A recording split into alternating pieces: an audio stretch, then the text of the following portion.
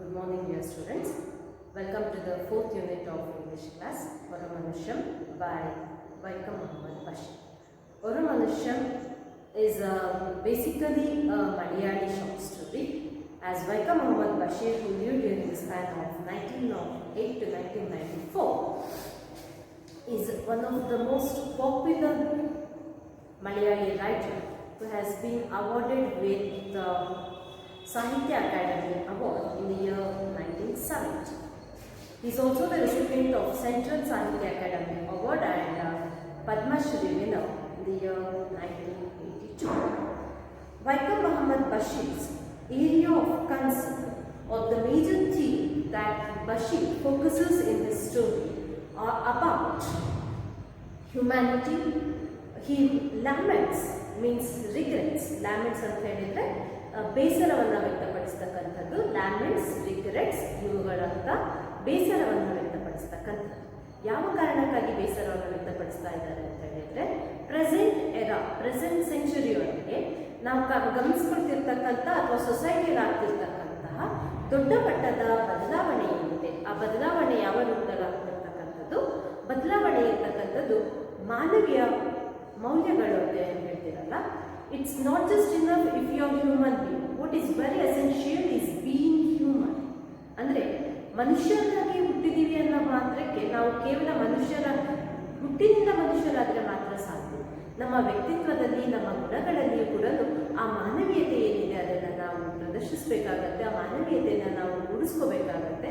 ಮಾನವೀಯತೆಯನ್ನು ನಾವು ಕಾಪಾಡಿಕೊಂಡು ನಾವು ಒಬ್ಬ ಪ್ರಜ್ಞಾವಂತ ಅಥವಾ ನಾವೊಬ್ಬ ಸುಶೀಲವಾಗಿರ್ತಕ್ಕಂತಹ ಸಮಾಜಕ್ಕೆ ಪೂರಕವಾಗಿರ್ತಕ್ಕಂತಹ ವ್ಯಕ್ತಿಗಳಾಗಿ ಹೊರಹೊಮ್ಮಬೇಕಾಗಿರ್ತಕ್ಕಂಥದ್ದು ಅತ್ಯಂತ ಅಗತ್ಯವಾಗಿರುವುದು ಅನ್ನೋದು ಬಶೀರ್ ಅವರ ಒಂದು ಚಿಂತನೆ.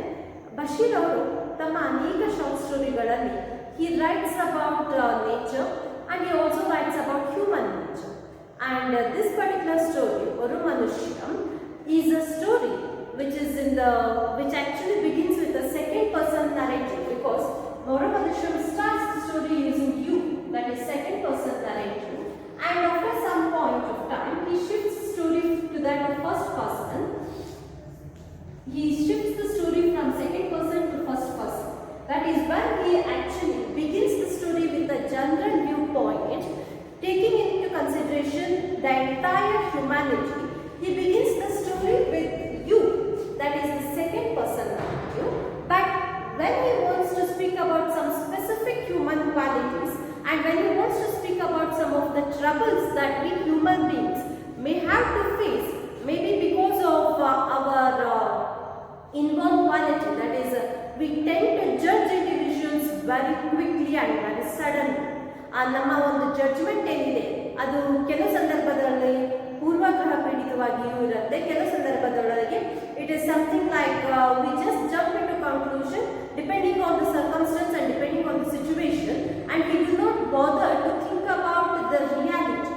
ಅಂಥ ಸಂದರ್ಭದಲ್ಲಿರ್ತಕ್ಕಂತಹ ಸಮಸ್ಯೆ ಏನಿದೆ, ಆ ಥರದ ಒಂದು ವ್ಯಕ್ತಿತ್ವ ಗುಣ ಏನು ಅದನ್ನು ಇಲ್ಲಿ ನಾವು human nature of judging individuals is wrong. Rather, you need to understand human beings and only after that you need to judge them ಅಂತಕ್ಕಂಥ ಒಂದು ಬೇಸಿಕ್ ಆಗಿರ್ತಕ್ಕಂಥ ಒಂದು ಕ್ವಾಲಿಟಿಯನ್ನು ನಮಗೆ ತಿಳಿಸ್ಕೊಡುವಂಥ ಉದ್ದೇಶವನ್ನು ಹೊತ್ತು ಈ ಕಥೆಯನ್ನು ಬಂದಿರತಕ್ಕಂಥದ್ದನ್ನು ನಾವು ಗಮನಿಸಬಹುದು. So here, when it is a universal thing that he is speaking about, he begins the story with you and then he shifts it to the first person narrative, and that is from that of somebody who is not at all concerned to someone who is immediately concerned. ಆ ಹಂತಕ್ಕೆ ನಮ್ಮ ಈ narrative technique shift ಆಗ್ತಕ್ಕಂಥದ್ದು ಕಾಣ್ತೀವಿ. You may be thinking, why is it that I am repeating about this particular fact of shifting this you to I. Narrative technique ಅಂತ ಹೇಳಿ ಹೇಳ್ತೀವಿ. ಆ ನರೇಷನ್ ಏನಿದೆ ಅಂದರೆ ಕತೆ ಹೇಳುವಾಗ ನಾವು ಯಾವ ಒಂದು ಇದು ನರೇಷನ್ ಒಳಗೆ ಹೇಳ್ತಾ ಇದ್ದೀವಿ. First person, second person, third person narration ಅಂತ ಹೇಳ್ತೀವಿ.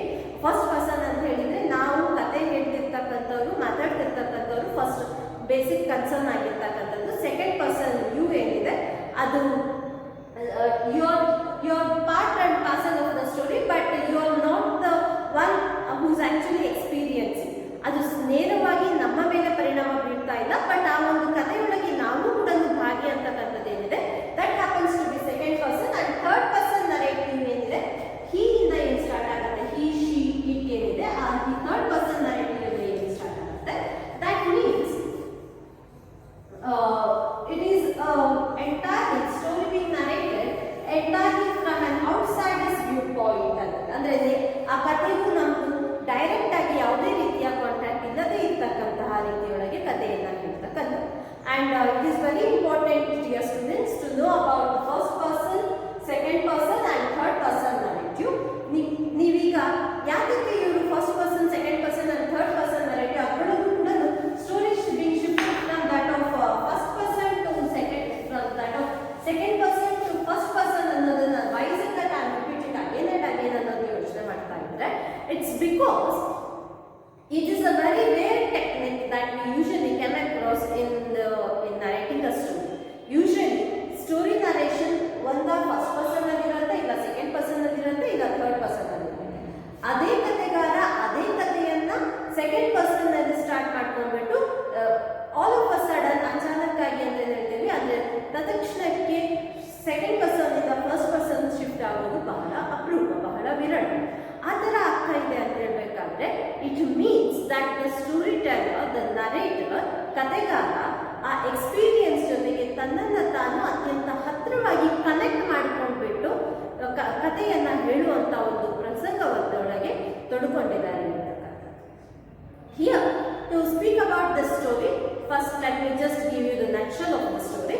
ಇದು ತುಂಬಾ ತಮಾಷೆಯಾಗಿ ಕಾಣ್ತಕ್ಕಂತಹ ಕಥೆ. ಜಸ್ಟ್ ನೀವು ಈಗಾಗಲೇ ಹಿಂದಿನ 2 ಕಥೆಗಳೇನಿದೆ ಅದರೊಳಗೂ ಕೂಡ ನಿಮಗೆ ಸೀರಿಯಸ್ ಇಶ್ಯೂಸ್ ಅನ್ನ ತುಂಬಾ ಲೈಟರ್ ಮೊಮೆಂಟ್ಸ್ ಒಳಗೆ ಯಾವ ರೀತಿ ಪ್ರೆಸೆಂಟ್ ಮಾಡಿದಾರೋ ಅದೇ ರೀತಿಯಲ್ಲಿ ಅತ್ಯಂತ ಸೀರಿಯಸ್ ಇಶ್ಯೂ ಆಗಿರ್ತಕ್ಕಂಥ ಮನುಷ್ಯನ ಜಡ್ಜ್ಮೆಂಟ್ ಅನ್ನೋ ಸಂದರ್ಭದಲ್ಲಿ ತಪ್ಪಾಗ್ಬೋದು. And depending on the circumstances any individual can change from being a wrong individual to a right person and vice versa ಅಂತಕ್ಕಂಥದ್ದು ಏನಿದೆ ಆ ಒಂದು ಅಂಶವನ್ನ ಅಥವಾ ಆ ಒಂದು ಥೀಮ್ ಅನ್ನ ನಮ್ಮ ಕಥೆಗಾರರಿಗೆ ಪ್ರೆಸೆಂಟ್ ಮಾಡ್ತಾ ಇರೋದು.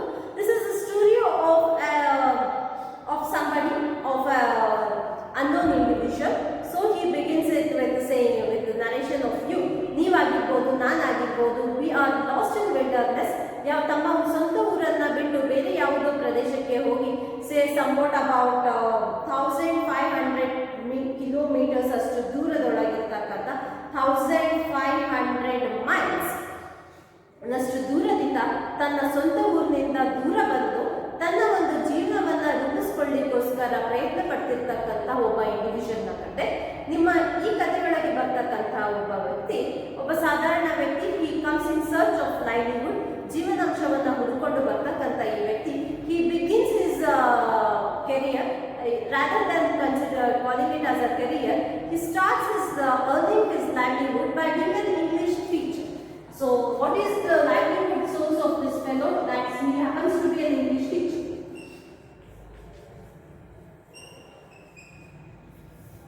Say some 1500 miles away from his hometown. This fellow is right now, he's in a place about which he knows nothing. He is just wandering. He has been wandering from one place to another. He has left his home. ಮನೆಯಿಂದ ತೊರೆದು ಯಾವುದೋ ಒಂದು ಕಾರಣಕ್ಕೆ ಬರ, ಕ್ಷಾಮ ಈ ರೀತಿಯೊಳಗೆ ಇದ್ದಂಥ ಸಂದರ್ಭದೊಳಗೆ ಹಿಂದಿನ ಕಾಲದೊಳಗೆ ಇಡೀ ಊರಿಗೂರೇ ಹೋಗ್ತಿದ್ದಿರ್ತಕ್ಕಂತಹ ಪ್ರಸಂಗಗಳನ್ನು ನಾವು ಕಾಣ್ತೀವಿ. ಆ ಥರದ ಒಂದು situation, but may be some problems in his family, and so he has decided to move away from his hometown, and right now he finds himself 1500 miles away from his hometown. And all that this fellow knows is that he knows to speak only 2 languages, that is English and Hindustani. English and Hindustani ಅಂತ ಹೇಳಿದ್ರೆ Hindi. So the 2 languages that this fellow knows to speak happen to be English and Hindi. ಈ ಕೇವಲ ಈ 2 ಭಾಷೆ ಮಾತ್ರ ಮಾತಾಡಲಿಕ್ಕೆ ಬರುತ್ತೆ ಅವರಿಗೆ, ಅದು ಬಿಟ್ಟರೆ ಬೇರೆ ಯಾವ ಭಾಷೆಯೂ ಕೂಡ ಗೊತ್ತಿಲ್ಲ. and he is totally stranger to that particular place. He is totally ignorant. He is not aware of the culture, food habits, and he is totally ignorant about the qualities of the people. ಅಲ್ಲಿರ್ತಕ್ಕಂತಹ ಜನರು ಅವರು ಯಾವ ರೀತಿ ಇದ್ದಾರೆ, ಅವರ ಜೊತೆಗೆ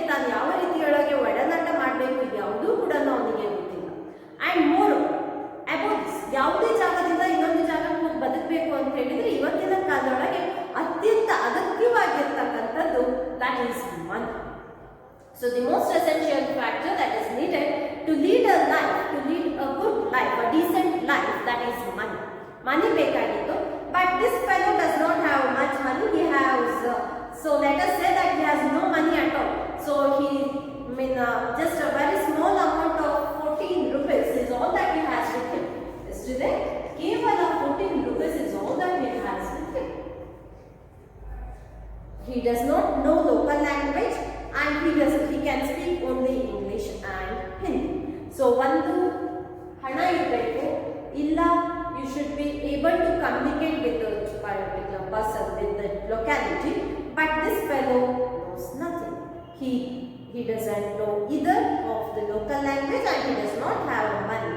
Under such circumstances, we might actually end up in a fix. ಅಂದ್ರೆ ಬಹಳಷ್ಟು ಸಂದರ್ಭಗಳಲ್ಲಿ ಅನ್ಎಕ್ಸ್ಪೆಕ್ಟೆಡ್ ಆಗಿರ್ತಕ್ಕಂತಹ ಸಡನ್ ಅನ್ಟುವರ್ಡ್ ಇನ್ಸಿಡೆಂಟ್ಸ್ ಅಂತ ಹೇಳಿದ್ರೆ ಅಂದ್ರೆ ಸಮಸ್ಯೆಗಳಲ್ಲಿ ನಮ್ಮನ್ನು ನಾವು ಸಿಕ್ಕಾಕೊಳ್ಳುವಂತಹ ಸಂದರ್ಭಗಳು ಕೂಡ ಇದೆ. And everything may be good if the people over there, the place wherein which happens to be your new place of dwelling, ಅಂದ್ರೆ ನೀವೀಗ ಯಾವ ನಿಮ್ಮ ಸ್ವಂತ ಊರನ್ನ ತೊರೆದು ಹೊಸ ಜಾಗಕ್ಕೆ ಏನು ಬಂದಿದ್ದೀರಾ, ಹೊಸ ಜಾಗದಲ್ಲಿರ್ತಕ್ಕಂತಹ ಜನರೊಳಗೆ ಒಂದಷ್ಟು ಮಾನವೀಯ ಗುಣಗಳಿದಾವೆ ಅಂತ ಹೇಳಿದ್ರೆ, if they feel that it's their prime responsibility as citizens of the society of any country ಅಂದ್ರೆ ಸಮಾಜದ ಒಬ್ಬ ಪ್ರಜ್ಞಾವಂತ ಪ್ರಜೆಗಳಾಗ್ಬಿಟ್ಟು citizens of the responsible individuals of the society ಅನ್ನೋ ಕಾರಣಕ್ಕೋಸ್ಕರ ಅವರು ಸಹಾಯವನ್ನ ಬೇಡಿ ಬಂದಿರ್ತಕ್ಕಂಥವರಿಗೆ ಯಾವುದಾದ್ರೂ ರೀತಿಯೊಳಗೆ ಸಹಾಯವನ್ನ ಮಾಡೋಣ ಅನ್ನೋ ಮನಸ್ಥಿತಿ ಇತ್ತು ಅಂತ ಹೇಳಿದ್ರೆ things may be good, okay fine. But what in case if the people of that particular place are cruel by nature?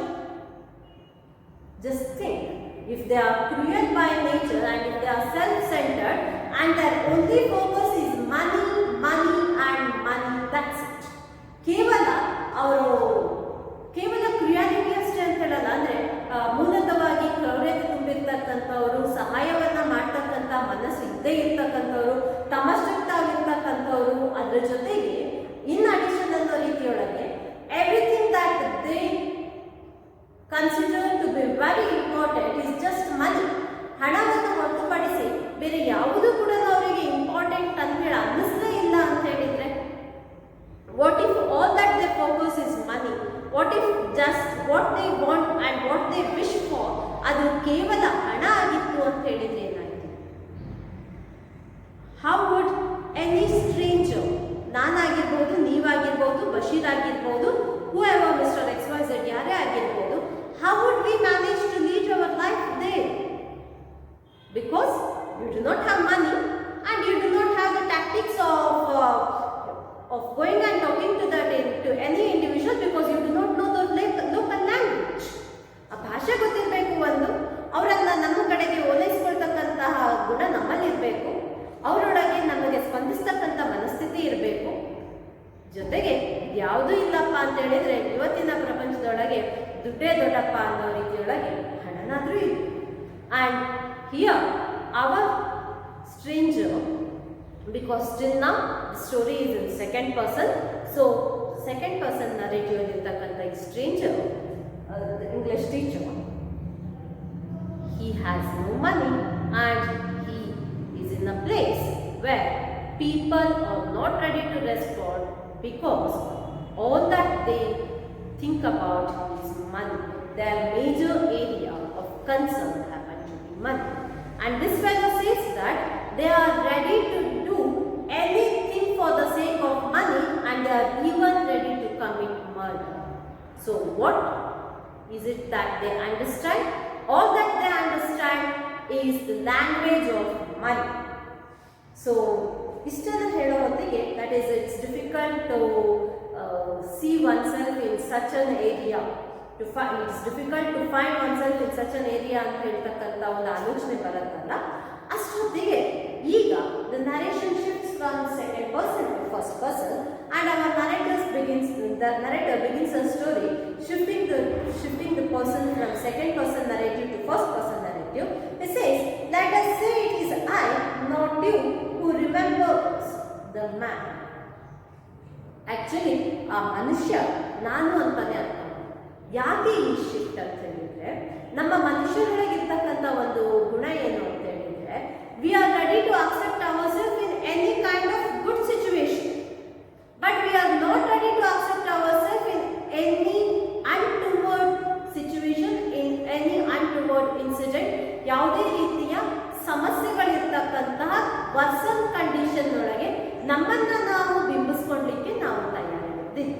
So ನರೇಟಸ್ is that okay, ನೀವು ಬೇಡಪ್ಪ ನಾನು ಅಂತಾನೆ ಅನ್ಕೊಳ್ಳುವ. ಈಗ ಸದ್ಯಕ್ಕೆ ಈ ಸಮಸ್ಯೆಯನ್ನ ಎದುರಿಸ್ತಿರ್ತಕ್ಕಂಥವ್ರು ಅಥವಾ ಈ ಕಥೆಯೊಳಗೆ ಬರ್ತಿರ್ತಕ್ಕಂತಹ ಆ ಕಥೆಗಾರನ ಸಮಸ್ಯೆಗಳನ್ನ ಹೇಳ್ತಿರ್ತಕ್ಕಂಥವ್ರು, ಫೇಸ್ ಮಾಡ್ತಿರ್ತಕ್ಕಂಥವ್ರು ನೀವಲ್ಲ ನಾನು ಅಂತಾನೆ ಅನ್ಕೊಳ್ಳುವ ಅಂತ ಹೇಳಿ ಕಥೆಗಾರ ತನ್ನ ಕಥೆನ ಪ್ರಾರಂಭ ಮಾಡ್ತಾರೆ.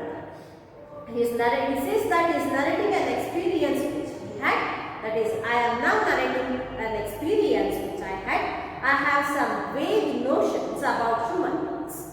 ಮನುಷ್ಯರ ಬಗ್ಗೆ ನಾನು ಇಲ್ಲಿವರೆಗೂ ತನ್ನದೇ ಆಗಿರ್ತಕ್ಕಂಥ ನನ್ನನ್ನು ಸೇರಿಸಿಕೊಂಡು ನಾವೆಲ್ಲರೂ ಕೂಡ just have told you in the just few minutes before, ನಮ್ಮೊಳಗಿರ್ತಕ್ಕಂಥ ಒಂದು ಗುಣ ಏನಪ್ಪಾ ಅಂತ ಹೇಳಿದ್ರೆ, we actually judge individuals based on two reasons. ಒಂದು, ನಮಗೆ ಯಾವುದೋ ಒಬ್ಬ ವ್ಯಕ್ತಿ ಬಗ್ಗೆ ಯಾವುದೋ ಬೇರೆ ಸೋರ್ಸಿಂದ ಮಾಹಿತಿ ಬಂದಿರುತ್ತೆ, ಆ ವ್ಯಕ್ತಿಯನ್ನು ನಾವು ಆ ಸೋರ್ಸ್ನ ಲೈನೇಜ್ನೊಳಗೆ ಆ ರೀತಿಯೊಳಗೆ ಯೋಚನೆ ಮಾಡ್ತಾ ಬರ್ತೀವಿ. ಇನ್ನೊಂದು, ಆ ವ್ಯಕ್ತಿಯನ್ನು ನೋಡಿದ ಕೂಡಲೇ ಆ ಸಂದರ್ಭಕ್ಕೆ ನಮಗೆ ಆ ವ್ಯಕ್ತಿಯಿಂದ ಯಾವುದಾದ್ರೂ ರೀತಿಯೊಳಗೆ ಸಹಾಯ ಆಯಿತೋ ಅಥವಾ ನಮಗೂ ಆ ವ್ಯಕ್ತಿ ಜೊತೆಗೆ ಯಾವುದಾದ್ರೂ ವರ್ಬಲ್ ಕಾನ್ಫ್ಲಿಕ್ಟ್ ನಡೀತೋ, ಏನೋ ಒಂಥರ ಸಣ್ಣ ಪುಟ್ಟ ಜಗಳ ನಡೀತು, ಆ ಥರದ ಸಂದರ್ಭದ ಮೇಲೆ ಆ ವ್ಯಕ್ತಿಯ ಬಗ್ಗೆ ನಾವು ಹೀಸ್ ಟೂ ಗುಡ್ ಅಥವಾ he's rude by nature, he's human by nature or is inhuman by nature, he's greedy by nature, he's generous by nature ಅಂತಕ್ಕಂತಹ ಒಂದು ಅಂಡರ್ಲೈನ್ ಕನ್ಕ್ಲೂಷನ್ ನಾವು ಬಂದ್ಬಿಡ್ತೀವಿ. We do not actually bother to know about that individual in depth. So ಅಂಥದ್ದೇ ಒಂದು ಸಂದರ್ಭದೊಳಗೆ ಇವರು ಕೂಡ ಸಿಕ್ಕಾಕೊಂಡಿದ್ದೀನಿ ಅಂತ ಹೇಳ್ತಾ ಇದ್ದಾರೆ. he says that he is around people or the people of this particular place, they are cruel by nature. ನಾನು ಇದನ್ನಾಗಲೇ ಹೇಳಿದ್ದೆ. ಅವರ ಕೆಲಸ ಕಾರ್ಯ ಏನಪ್ಪ ಅಂತ ಹೇಳಿದ್ರೆ, how do they actually lead their life, what do they do for their livelihood, ಅವರ ಜೀವನೋಪಾಯಕ್ಕಾಗಿ ಅವರ ಬದುಕನ್ನು ಸಾಗಿಸಲಿಕ್ಕೆ ಅವ್ರು ಏನನ್ನ ಮಾಡ್ತಾ ಇದ್ದಾರೆ, ಯಾವ ರೀತಿ ಅಂದ್ರೆ ಅವರ ಜೀವನ ಯಾವ ರೀತಿ ನಡೀತಾ ಇದೆ ಅಂತ ಹೇಳಿದ್ರೆ, he says that they are thieves. Basically ಅವರೇನು thieves. ಅದರೊಳಗೂ ಕೂಡ around me there are some good men and thieves. So apart from that, there are some people who suffer from mental illness as well as there are some people who suffer from various kind of infectious diseases ಅಂತ ಹೇಳ್ತಿದ್ದಾರೆ. Infectious diseases, thieves, mental illness is a very clear indication that this is not a place which is suitable to lead life. ಹೌದಾ? ಕಳ್ಳರು, ದರೋಡೆಕೋರರು, ಕಳ್ಳರು ಕಾಕೃತಗಳ ನಡುವೆ mental illness, ಹುಚ್ಚರಂತೆ ಆಡ್ತಿರ್ತಕ್ಕಂತಹ ಯಾವುದೋ ರೀತಿಯೊಳಗೆ ಮಾನಸಿಕ ಖಿನ್ನತೆಯೊಳಗೆ ಒಳಗಾಗಿರ್ತಕ್ಕಂತಹ ವ್ಯಕ್ತಿಗಳು, ಇಂಥವರ ನಡುವೆ ಎಲ್ಲೋ ಒಬ್ಬರೋ ಇಬ್ರು ಒಳ್ಳೆ ವ್ಯಕ್ತಿಗಳಿದ್ದಾರೆ, ಅಂಥವರ ನಡುವೆ ಇರ್ತಕ್ಕಂಥದ್ದು ಜೀವನವನ್ನು ಸಾಗಿಸ್ತಕ್ಕಂಥದ್ದು ಇಟ್ ಈಸ್ ಅನ್ ಅಪ್ಹಿಲ್ ಟಾಸ್ಕ್, ಅಂದ್ರೆ ತುಂಬಾ ಕಷ್ಟಕರವಾಗಿರ್ತಕ್ಕಂಥದ್ದು ಅನ್ನೋದಂತೂ ನಮಗೆ ಸ್ಪಷ್ಟವಾಗಿ ಬರ್ತದೆ. ಅದರ ಜೊತೆಗೆ ಇದು the place actually is filled with poverty ಅಂತ ಕೂಡ ಗೊತ್ತಾಗುತ್ತೆ. ಯಾಕಂತ ಹೇಳಿದ್ರೆ all that they consider important is money, and just for the sake of money they are even ready to commit murder. ಏನಂತ ಬೇಕಿದ್ರು ಮಾಡ್ಬೋದು. ಎಲ್ಲಿಯ ತನಕಕ್ಕೆ ಅಂತ ಹೇಳಿದ್ರೆ just for the sake of money they are even ready to commit murder ಅನ್ನೋವಂಥದ್ದು ಹೋಗ್ತಿದ್ದಾರೆ ಅಂತ ಹೇಳಿದ್ರೆ ಇದು ಅವರೊಳಗೆ ಕಿತ್ತು ತಿಂತಿರ್ತಕ್ಕಂತಹ ಬಡತನದಿಂದಾಗಿ. So this place is located in a valley, ಯಾವುದೋ ಒಂದು ಕಣಿವೆಯೊಳಗಿರ್ತಕ್ಕಂತಹ ಒಂದು ಪ್ರದೇಶ ಅಂತ ಹೇಳ್ತಿದ್ದಾರೆ. So narrator is not giving any proper description of the location as such. So ಯಾವುದೋ ಒಂದು ಕಣಿವೆಯೊಳಗಿರ್ತಕ್ಕಂತಹ ಪ್ರದೇಶ, ಇಲ್ಲಿರ್ತಕ್ಕಂತಹ ಜನರೇನಿದ್ದಾರೆ ಇವರು ಬೇಸಿಕಲಿ ಅಂದ್ರೆ ಮೂಲತವಾಗಿ ಇವತ್ತು ಅವರು ಕಳ್ಳಿ, they are thieves today. But what are they actually basically what are they ಅಂತ ಹೇಳಿದ್ರೆ, basically they used to be soldiers. ವಿಪರ್ಯಾಸಗಳು, ದೇಶವನ್ನ ಕಾಯುವಂತಹ ಕೆಲಸದಲ್ಲಿರ್ತಕ್ಕಂತಹ soldiers now because they do not have any other way of livelihood. ಬೇರೆ ಯಾವುದೇ ರೀತಿಯ ಜೀವನಾಂಶವನ್ನ ಬದುಕನ್ನ ಸಾಗಿಸಲಿಕ್ಕೆ ಬೇರೆ ಯಾವುದೇ ದಾರಿ ಕಾಣದೆ ಇವತ್ತು they have turned themselves to thieves. They are basically soldiers, and today some of them ಹಣ ಏನಿತ್ತಲ್ಲ ಅವರು ತಾವು ಸೋಲ್ಜರ್ಸ್ ಆಗಿದ್ದಾಗ ಅರ್ನ್ ಮಾಡಿದಂತಹ ಮನಿ ಏನಿದೆ ಆ ಹಣವನ್ನ ಕೆಲವರು ಅದರೊಳಗೆ they have turn to be money lenders ಅಂತ ಹೇಳಿದ್ರೆ ಬಡ್ಡಿ ಹಣವನ್ನ ಕೊಡ್ತಕ್ಕಂಥವ್ರು. They are actually lending money for interest, for the sake of earning interest, ಬಡ್ಡಿ ಹಣ ಕೊಟ್ಟಿರ್ತಕ್ಕಂಥವ್ರು ಇದ್ದಾರೆ. ಇನ್ ಕೆಲವರು ನಾವು ಈ ತರ ಕಳ್ಳತನ ಮಾಡೋದಿಲ್ಲ, we do not have much money, or we do not want to earn money through other means by collecting interest from innocent people. ಬಡ್ಡಿ ಹಣದವ್ರ ಮೇಲೆ ನಾವು ಬದುಕಲಿಕ್ಕೆ ಇಷ್ಟಪಡೋದಿಲ್ಲ ಅಂತ ಹೇಳ್ಕೊಂಡ್ಬಿಟ್ಟು ಅಷ್ಟು ಮಾರಲ್ ಎಥಿಕ್ಸ್ ಅನ್ನ ಇಟ್ಕೊಂಡಿರ್ತಕ್ಕಂತಹ ಕೆಲವು ವ್ಯಕ್ತಿಗಳಿದ್ದಾರೆ. What do they do for their earning? ಅವರ ಜೀವನಕ್ಕೆ ಅವ್ರು ಏನ್ ಮಾಡ್ತಾ ಇದ್ದಾರೆ ಅಂತ ಹೇಳಿದ್ರೆ, they are working has watchmen and guards. ಏನಾಗಿ ವಾಚ್ಮೆನ್ಗಳಾಗಿ ಹಾಗೂ ಗಾರ್ಡ್ಗಳಾಗಿ ಅವರು ಕೆಲಸ ಮಾಡ್ತಾ ಇದ್ದಾರೆ. ಎಲ್ಲೆಲ್ಲಿ?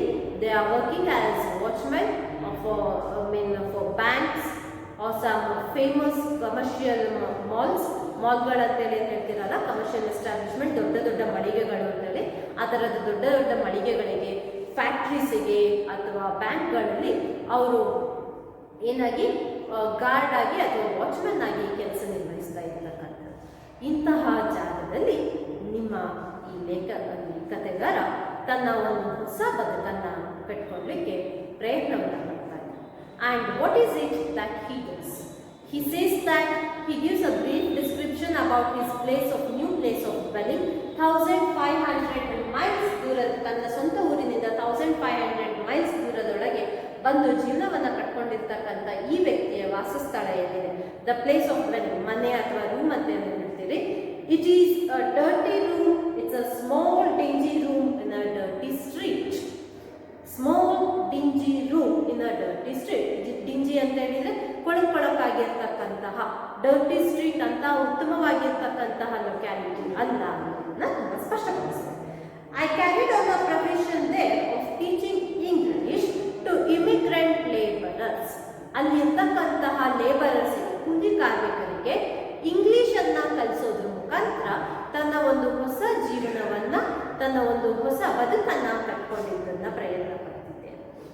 At what time does he teach English? He teaches English from 9:30 to 11 p.m. the night. ಯಾಕೆಂತ ಹೇಳಿದ್ರೆ ಬೆಳಗ್ಗೆ ಹೊತ್ತಿನೊಳಗೆ 9:30 p.m. to 11 p.m.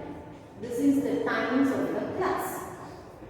ಬೆಳಗ್ಗೆ ಹೊತ್ತು ಆ ಕೂಲಿ ಕೆಲಸಕ್ಕೆ ಹೋಗಿ ಬಂದಿರತಕ್ಕಂತಹ ಕೂಲಿ ಕಾರ್ಮಿಕರಿಗೆ ಇಂಗ್ಲಿಷ್ ಅನ್ನ ಕಲಿಸ್ಕೊಡ್ತಕ್ಕಂತಹ ಒಂದು ಉದ್ಯೋಗದೊಳಗೆ ಅಥವಾ ಒಂದು ಕೆಲಸದೊಳಗೆ ತನ್ನನ್ನು ತಾನು ತೊಡಗಿಸ್ಕೊಂಡಿದ್ದೀನಿ. ಅಂಡ್ he says that ಅಂದ್ರೆ when it comes to teaching English, what is the most thing that these laborers wish to learn? ಅಂದ್ರೆ ಅವರಿಂದ ಏನನ್ನ ಕಲಿಬೇಕು, ಯಾವ ಹಂತದ ತನಕ ವಿದ್ಯೆಯನ್ನ ಕಲಿತಾರೆ ಅಂತ ಹೇಳಿದ್ರೆ, that is to write addresses on postcards. ಅವರಿಗೆ ಅವರ ಪ್ರಕಾರಕ್ಕೆ ಇಲ್ಲಿರ್ತಕ್ಕಂತಹ ಆ ಲೇಬರರ್ಸ್ ಏನಿದ್ದಾರೆ ಅವರ ಪ್ರಕಾರಕ್ಕೆ it is enough if they learn to write addresses on post card. ಯಾಕಂತ ಹೇಳಿದ್ರೆ ಮೈಗ್ರೆಂಟ್ ಲೇಬರರ್ಸ್ ಅಂತ ಹೇಳಿದ್ರೆ ವಲಸೆ ಕಾರ್ಮಿಕರು. ಈಗ ನಮ್ಮ ಕಥೆಗಾರ ಯಾವ ರೀತಿ ವಲಸೆ ಬಂದಿದ್ದಾರೋ ಅದೇ ರೀತಿ ಬೇರೆ ಬೇರೆ ಪ್ರದೇಶಗಳಿಂದ ವಲಸೆ ಬಂದಿರತಕ್ಕಂಥ ಕಾರ್ಮಿಕರು ತಮ್ಮ ಮನೆಗೆ ಪತ್ರವನ್ನ ಬರೀಬೇಕಲ್ಲ, ಆ ಪತ್ರಕ್ಕೆ ವಿಳಾಸವನ್ನ ಬರೀಲಿಕ್ಕೆ, ಅಡ್ರೆಸ್ ಅನ್ನ ಬರೀಲಿಕ್ಕೆ ಯೂಶಲಿ ಇನ್ ಪೋಸ್ಟ್ ಆಫೀಸ್ ಇಂಗ್ಲಿಷನ್ನ ಫಸ್ಟ್ ಅಂದರೆ ಎಲ್ಲರಿಗೂ ಬರೋಕೆ ಅಂದರೆ ಅನಕ್ಷರಸ್ಥರಿರ್ತಕ್ಕಂಥ ಸಂದರ್ಭದೊಳಗೆ ಯಾವುದೇ ಲಿಪಿ ಯಾವುದೇ ಭಾಷೆ ಬರೀಲಿಕ್ಕೆ ಬರದೇ ಇದ್ದಂಥ ಸಂದರ್ಭದೊಳಗೆ ಅಂಥ ಪರಿಸ್ಥಿತಿಯೊಳಗೆ ಏನಾಗಿತ್ತಪ್ಪ ಅಂತ ಹೇಳಿದ್ರೆ ಪೋಸ್ಟ್ ಆಫೀಸ್ನ ಎದುರುಗಡೆಗೆ ಒಂದಷ್ಟು ಜನ ಅಡ್ರೆಸ್ಗಳನ್ನು ಬರೀಲಿಕ್ಕೋಸ್ಕರನೇ ಇರ್ತಾ ಇದ್ರು. ಆ್ಯಂಡ್ ಅವರು ಸೇ ಸಂವೇರ್ ಅಬೌಟ್ 2 ಆಣಾಸ್ to 3 ಆಣಾಸ್ ಚಾರ್ಜ್ ಮಾಡ್ತಕ್ಕಂಥ, ಎಷ್ಟು 2 ಆಣೆಯಿಂದ 3 ಆಣೆಗಳಷ್ಟು ಆಣೆಯನ್ನು ಚಾರ್ಜ್ ಮಾಡ್ತಾ ಇತ್ತು. So this fellow says that he instead of shelling those 2 ಆಣಾಸ್ or 3 ಆಣಾಸ್, ಪ್ರತಿ ಸರ್ತಿ ಪತ್ರವನ್ನು ಬರೆದಾಗ ಅಡ್ರೆಸ್ ಬರೀಲಿಕ್ಕೋಸ್ಕರ ಆ 2 or 3 ಆಣಾಸನ್ನು ಕೊಡೋದ್ರ ಬದಲಿಗೆ ಅದೇ ಅಮೌಂಟನ್ನು ನನಗೆ ಕೊಟ್ಟು ನನ್ನ ಹತ್ರಕ್ಕೆ ಭಾಷೆಯನ್ನು ಕಲ್ತ್ಕೊಳ್ಳಿ only learn to write English and learn to write address in English ಅಂತಕ್ಕಂಥ ಒಂದು ಪ್ರಸ್ತಾವನೆಯನ್ನು ಅಲ್ಲಿದ್ದಂತಹ ಮೈಗ್ರೆಂಟ್ ಲೇಬರ್ಸ್ಗೆ ಇಟ್ಟು this fellow somehow succeeded in this and he began to have a decent livelihood for himself. ಒಂದು ಉತ್ತಮವಾಗಿರ್ತಕ್ಕಂಥ ರೀತಿಯೊಳಗೆ ತನ್ನ ಬದುಕನ್ನು ಸಾಗಿಸಲಿಕ್ಕೆ ಪ್ರಾರಂಭ ಮಾಡಿದ.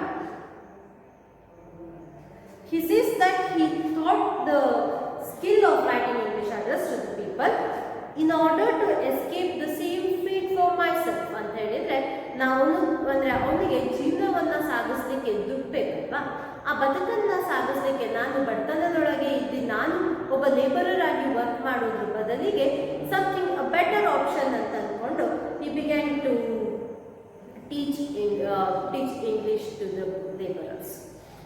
And in those days he says that he would sleep all day. He is explaining his daily routine.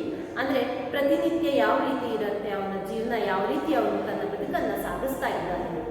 ಪ್ರತಿನಿತ್ಯ ಬೆಳಗ್ಗೆ ಎಲ್ಲವೂ ಕೂಡ ಸಂಜೆ 4 ಗಂಟೆ ತನಕ. He says that he sleeps till 4 in the evening. He teaches in between 9:30 to 11 p.m. in the night and he sleeps till 4 in the evening. Now you might be wondering, ಯಾಕೆ ಸಂಜೆ 4 ಗಂಟೆ ತನಕ ನಿದ್ದೆ ಬರುತ್ತಾ ಇವನಿಗೆ, ಅಥವಾ ಇವನಿಗೆ ಬೆಳಗ್ಗೆಯಿಂದ ಏನು ಕೆಲಸನೇ ಇಲ್ವಾ, ಏನಾದರೂ ಬೇರೆ ಕೆಲಸ ಮಾಡ್ಬೋದು, ಅಥವಾ ಇವನು ಅಷ್ಟು ದೊಡ್ಡ ಸೋಮಾರಿ? ಈ ಎಲ್ಲ ಪ್ರಶ್ನೆಗಳು ನಾವು when this fellow says that I sleep till 4 in the evening, ನಮ್ಮ ತಲೆಗೆ ಪಟ್ಟಂತ ಬರ್ತಕ್ಕಂತಹ ಪ್ರಶ್ನೆಗಳು. ಡಿಯರ್ ಸ್ಟೂಡೆಂಟ್ಸ್, ಇಲ್ಲಿ ಒಂದು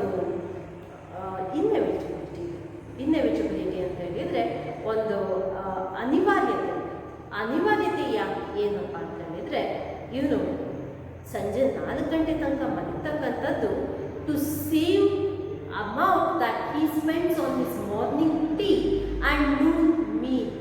ಬೆಳಗ್ಗೆ ಟೀ ಮತ್ತು ಮಧ್ಯಾಹ್ನದ ಊಟ ಏನಿದೆ, ಆ ಬೆಳಗ್ಗೆ ಟೀ ಮತ್ತು ಮಧ್ಯಾಹ್ನದ ಊಟದ ಖರ್ಚನ್ನು ಉಳಿಸ್ಲಿಕ್ಕೋಸ್ಕರ. ಯಾಕಂದರೆ ಎದ್ದೆ ಅಂತ ಹೇಳಿದರೆ ಎದ್ದಾಗ ಹಸಿವಾಗುತ್ತೆ, ಹಸಿವಾದಾಗ he has to have something, he has to eat something, and to have something he has to spend some money and he feels that he cannot spend money. ಆ ಹಣವನ್ನು ಖರ್ಚು ಮಾಡಲಿಕ್ಕೆ ಸಾಧ್ಯವಾಗ್ತಾ ಇಲ್ಲ ನನ್ನ ಕೈಯಲ್ಲಿ. ಅದು ಅವನಲ್ಲಿರ್ತಕ್ಕಂತಹ ಬಡತನ ಏನಿದೆ ಅದನ್ನು ಇಲ್ಲಿ ತಿಳಿಸ್ತಾ ಇದೆ, ಹೌದಲ್ವಾ? So he wants to save money, as he has already told to us that he does not have money and whatever money he has is very small amount of money. So ತುಂಬ ಕಡಿಮೆ ಹಣ ಇದೆ, ಅದನ್ನು ಅವನಿಗೆ ಏನು ಇನ್ನು ಹೆಚ್ಚು migrant labourers ಅವನ ಬಳಿ ಬರಬೇಕು, ಅವನ ಹತ್ರಕ್ಕೆ ವಿದ್ಯಾಭ್ಯಾಸವನ್ನು ಕಲಿಬೇಕು, ಆನಂತರ ಅವರು ಫೀಸಿನ ರೂಪದೊಳಗೆ ಅವನಿಗೆ ಹಣವನ್ನು ಕೊಟ್ಟ ನಂತರ ಮಾತ್ರ ಅವನು ಆ ಒಂದು ತನ್ನ ಮುಂದಿನ ಜೀವನಕ್ಕೆ ದುಡ್ಡನ್ನು ಕೂಡಿಟ್ಕೊಳ್ಳಿಕ್ಕೆ ಸಾಧ್ಯ. ಅಲ್ಲಿ ತನಕ it is inevitable for him to save whatever meagre amount of money that he has. ಹಾಗಾಗಿ ಅವನ ಬಳಿ ಇರ್ತಕ್ಕಂಥ ಹಣವನ್ನು ಉಳಿಸ್ಲಿಕ್ಕೋಸ್ಕರ ಏನು ಮಾಡ್ತಿದ್ದಾನೆ, ಅದಕ್ಕೋಸ್ಕರ ಅವನು ಸಂಜೆ 4 ಗಂಟೆ ತನಕ ಮಾಡಿಕೊಂಡು ಸಂಜೆ ಈವ್ನಿಂಗ್ ಟೈಮಿಗೆ ಏನ್ಬಿಟ್ಟು he gets up by 4 in the evening and he refreshes himself, fresh up ಆಗ್ಬಿಟ್ಟು ಏನು ಮಾಡ್ತಾನೆ, it's a usual routine. He usually goes to a hotel wherein he orders for his lunch or meal, supper. ಅಂದರೆ ಅದನ್ನು ಮಧ್ಯಾಹ್ನ ರಾತ್ರಿ ಬೆಳಗ್ಗೆ ಎಲ್ಲವೂ ಸೇರಿ ಆಗೋ ರೀತಿಯೊಳಗೆ ಸಂಜೆ 4 ಗಂಟೆ ಹಾಗೆ ಊಟವನ್ನು ಮಾಡ್ತಾರೆ. And usually he has chapatis and meat curry, that something which is routine. ಈ ರೀತಿಯೊಳಗೆ ಅವನ ಜೀವನ ಸಾಗಿಸ್ತಾ ಇರ್ತಕ್ಕಂಥ. He is well dressed in a suit. ಅದೇ ರೀತಿ one fine day he got up at 4 p.m. as usual. He finished his daily course and stepped out and entered into a very crowded restaurant. ತುಂಬಾ ಜನಜಂಗುಳಿ ಇರ್ತಕ್ಕಂಥ ಒಂದು ರೆಸ್ಟೋರೆಂಟ್ಗೆ ಹೋಗ್ಬಿಟ್ಟು ತನಗೆ ಬೇಕಾಗಿರ್ತಕ್ಕಂಥ ಊಟವನ್ನು ಆರ್ಡರ್ ಮಾಡ್ತಾರೆ. He had a wallet in his pocket. He says that he is well dressed. He is well dressed and he has a wallet in his pocket. Clearly indicates that he belongs to a well-to-do family. ಒಂದು ಒಳ್ಳೆ ಮನೆತನಕ್ಕೆ ಸೇರಿರ್ತಕ್ಕಂತಹ ವ್ಯಕ್ತಿ ಯಾವುದೋ ದುರಾದೃಷ್ಟವಶಾತ್ತಾಗಿ because of some of the other reasons ಯಾವುದೋ ಒಂದು ತೊಂದರೆಗೆ ಸಿಕ್ಕಾಕೊಂಡಿರ್ತಕ್ಕಂಥ ಕಾರಣಕ್ಕಾಗಿ ತನ್ನ ಸ್ವಂತ ಊರನ್ನ ತೊರೆದು ದೂರ ಬರಬೇಕಾಗಿರ್ತಕ್ಕಂತಹ ಪರಿಸ್ಥಿತಿಯೊಳಗೆ ನಿಮ್ಮ ಈ ಕತೆಗಾರ ಇರ್ತಕ್ಕಂಥದ್ದು. And he comes from a good family ಅನ್ನೋದನ್ನ ಇವರಿಗೆ ತುಂಬಾ ಸೂಕ್ಷ್ಮವಾಗಿ you must understand that I was dressed in a suit ಅಂತ ಹೇಳ್ತಾರೆ. ಸೊ ಸೂಟ್ ಅಂಡ್ ಕೋಟ್ ಇದೆ, ಅದನ್ನ ಅವ್ನು ಧರಿಸಿದ. he had a wallet in his coat pocket and all that he had is just as I already told you rupees 40. ಇದೆಲ್ಲವೂ ಕೂಡ ಒಂದು ಅಂಕಕ್ಕೆ ಬರ್ತಕ್ಕಂತಹ ಪ್ರಶ್ನೆಗಳು. How much money did the narrator carry in his packet ಅಂತ ಕೇಳ್ತಾರೆ. So ಗಮನ ಇಟ್ಕೊಳ್ಳಿ, he carried or he had rupees 14 in his wallet and that is his life savings. ಇಡೀ ಜೀವನದೊಳಗೆ ಅವನು ಇಲ್ಲಿವರೆಗೂ ಸೇವ್ ಮಾಡಿರ್ತಕ್ಕಂಥ ಹಣ ಎಷ್ಟು? that is 14 rupees. He entered a crowded restaurant. He ate a full meal consisting of chapatis and meat curry.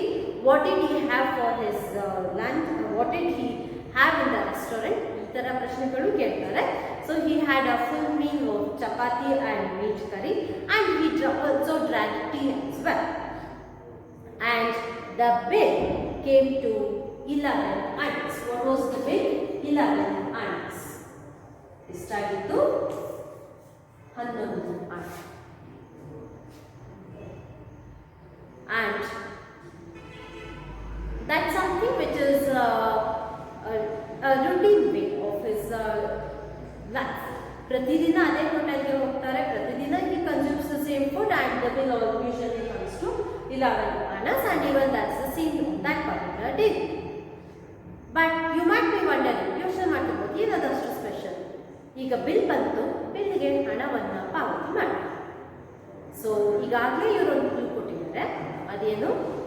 It was a crowded restaurant and he began to search his wallet. He began to look for his wallet. ಆ wallet ಅನ್ನು ಹುಡುಕ್ಲಿಕ್ಕೆ ಹೋದಾಗ he feels as if he has digested everything that he has eaten. ಊಟ ಮಾಡಿರ್ತಕ್ಕಂಥದ್ದು ಎಲ್ಲವೂ ಕೂಡ ಆ ಕ್ಷಣಕ್ಕೆ ಎಲ್ಲವೂ ಕರ್ಗೋಗ್ತಿದೆ ಏನೋ ಅನ್ನೋ ಹಾಗನ್ಸುತ್ತೆ. ತಾನು ನಿಂತಿರ್ತಕ್ಕಂತಹ ಭೂಮಿ ಎಲ್ಲೋ ಬಾಯ್ ಬಿಡ್ತಾ ಇದೆ ಏನೋ ಅಂತ ಅನ್ನೋಂಥ ಫೀಲ್ ಬಂದಿದ್ದಾಳೆ. ಯಾಕೆ? Because he does not have the wallet in his coat pocket. ಆ ಜೋಬ್ನೊಳಗೆ ಅವನು ಮನೆ ಬಿಟ್ಟು ಹೊರಟು ಬಂದಂತಹ ವ್ಯಾಲೆಟ್, ಆ ವ್ಯಾಲೆಟ್ ಯಾವ ಅಂದರೆ ಪರ್ಸೇನು ಯಾವ ಪರ್ಸ್ನೊಳಗೆ ಹಣ ಇಟ್ಟಿದ್ನೋ ಅದು ಕಾಣೆಯಾಗಿದೆ. Crowded restaurant, somebody has picked his pocket. Pick pocketing ಆಗಿದೆ ಅಂತ ಅರ್ಥ. ಸೊ ದುಡ್ಡು ಕೊಡಬೇಕು. Almost every day he comes to the same restaurant. He pays 11 annas and he has his food. But today he does not have money to pay for his food. And what would he do? Sahaja, he would request the restaurant owner. But the problem is the restaurant owner is not a kind-hearted man. ಅವರು ಒಳ್ಳೆ ಮನಸ್ಸು ಹೊಂದಿರತಕ್ಕಂತಹ, ಯಾರಿಗಾದರೂ ಸ್ಪಂದಿಸುವಂತಹ ಒಂದು ಮನಸ್ಸನ್ನು ಹೊಂದಿರತಕ್ಕಂಥ ವ್ಯಕ್ತಿ ಆಗಿರಲಿಲ್ಲ. ಅವರೊಬ್ಬರೇ ಅಂತ ಹೇಳಲ್ಲ, ಈಗಾಗಲೇ ಕಥೆಯ ಆರಂಭದೊಳಗೆ ಹೇಳಿದಾಗೆ these people are cruel by nature. Cruel by nature ಅನ್ನೋದ್ರ ಜೊತೆಗೆ he says that there are people who are suffering from mental illness ಅಂತ ಹೇಳಿದರೆ ಯಾವುದೋ ಒಂದು ರೀತಿಯ ಸ್ಯಾಡಿಸ್ಟ್ ಫೀಲಿಂಗ್ ಇರುತ್ತೆ. ಸ್ಯಾಡಿಸ್ಟ್ ಫೀಲಿಂಗ್ ಅಂತ ಹೇಳಿದರೆ ಬೇರೆಯವರನ್ನ ಕಷ್ಟದೊಳಗೆ ಸಿಕ್ಕಾಕ್ಸ್ಬಿಟ್ಟು ಆ ಕಷ್ಟದೊಳಗಿರ್ತಕ್ಕಂತಹ ಬೇರೆಯವರನ್ನ, ತೊಂದರೆಯೊಳಗಿರ್ತಕ್ಕಂಥ ಅವರನ್ನ ನೋಡಿಬಿಟ್ಟು ನಾವು ಖುಷಿ ಪಡ್ತಕ್ಕಂಥದ್ದು. And this fellow, the restaurant owner, is a very very haughty man, someone who is very tough. ಯಾವುದೇ ರೀತಿಯೊಳಗೆ ಒಂದು ಚೂರು ಕೂಡ ಕರುಣೆ ಇರ್ತಕ್ಕಂಥವನ್ನಲ್ಲ, ಯಾವುದೇ ರೀತಿಯೊಳಗೆ ಅವನನ್ನು ಕನ್ವಿನ್ಸ್ ಮಾಡಲಿಕ್ಕೆ ಸಾಧ್ಯ ಇಲ್ಲ. And this fellow thinks that it is his right to get his money and he begins to scold. ಜೋರ್ ಮಾಡಲಿಕ್ಕೆ ಪ್ರಾರಂಭ ಮಾಡ್ತಾನೆ. And our narrator keeps on requesting the man to let him go out and just come back so that he can earn those 11 annas and give back and give it to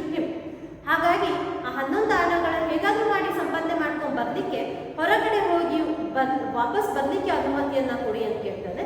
and ಅದಕ್ಕೆ ಒಂದು proof ಅನ್ನೋ ರೀತಿಯೊಳಗೆ ಬೇಕಿದ್ರೆ ನೀವು ನಾನು ತರಿಸಿರ್ತಕ್ಕಂಥ ಈ ಕೋಟನ್ನು ಇಲ್ಲೇ ಇಳಿಸ್ಕೊಳ್ಳಿ ಅಂತ ಹೇಳ್ತಾರೆ. But is a restaurant owner ready for this? No. He wants the man to be humiliated. His whole and soul idea over here is to humiliate this man, and he asks him to undress himself. He says that ನಾನು ಈ ಕೋಟನ್ನು ಇಟ್ಕೊಂಡ್ಬಿಟ್ಟು ಹೊರಗೆ ಹೋಗ್ಲಿಕ್ಕೆ ಬಿಟ್ಬಿಟ್ರೆ ನಿಮಗೆ what's the guarantee that you will come back with money? So undress yourself. He asks him to remove his coat, then he asks him to remove his shirt, then trousers and the skirts. And all the people over there says actually instead of supporting this fellow, they support the owner. This man feels so bad about his prevailing condition. ತುಂಬ ಬೇಸರ ಪಡ್ಕೊಳ್ತಾರೆ, ತುಂಬ ಸಂಕಟ ಪಡ್ಕೊಳ್ತಾರೆ ಈಗಿರ್ತಕ್ಕಂಥ ಒಂದು ಪರಿಸ್ಥಿತಿಯ ಬಗ್ಗೆ. And is totally in a helpless condition. He is one on one side and all the rest 50 odd people in the restaurant or on the side of the owner. ಏನು ಮಾಡಬೇಕು ಅಂತ ತೋಚೋದಿಲ್ಲ. ಆ ಸಂದರ್ಭದೊಳಗೆ Sardarji with turban and white and white trousers ಹಾಕೊಂಡಿರ್ತಕ್ಕಂಥ ಒಬ್ಬ ಸರ್ದಾರ್ಜಿ ಬರ್ತಾರೆ. He has blue eyes and he just holds a moustache, a handlebar moustache. He sports a handlebar moustache. ಆ ವ್ಯಕ್ತಿ ಬಂದು ಇವನಿಗೆ ಆ ಬಿಲ್ಲನ್ನು ಕೊಡ್ತಾರೆ. ಎಷ್ಟು? 11 annas. And what would this fellow feel? ಏನು ಅನ್ಸುತ್ತೆ ಈ ರೀತಿ ಸಂದರ್ಭದೊಳಗೆ? ನಾವು ಯಾರೇ ಇದ್ರೂ ಕೂಡ ವಾಟ್ ವುಡ್ ವಿ ಫೀಲ್?